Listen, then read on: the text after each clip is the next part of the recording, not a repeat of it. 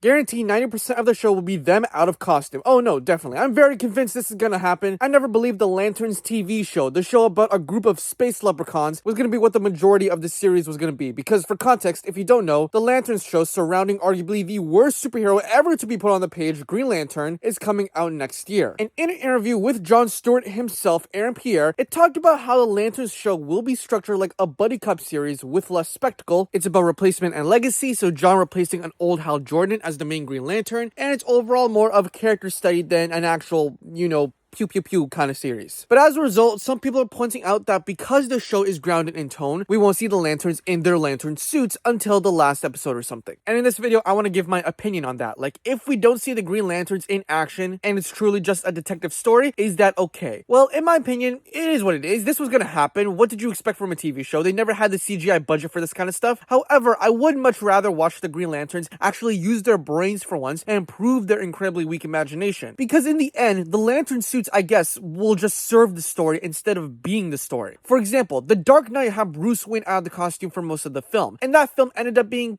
pretty decent if you ask me, because it focused a lot more on character and morality rather than just spectacle. Now, I'm not saying Lanterns will be Dark Knight. I don't even think those green gargoyles will be interesting enough to be 5% as good as The Dark Knight, but you get my point. You don't need traditional superhero storytelling to tell a good superhero story. Besides, I think the replacement element is kind of cool. Like, I would love to see how Jordan get replaced by literally any other Green Lantern because he specifically sucks farts. But are you guys excited about Lanterns?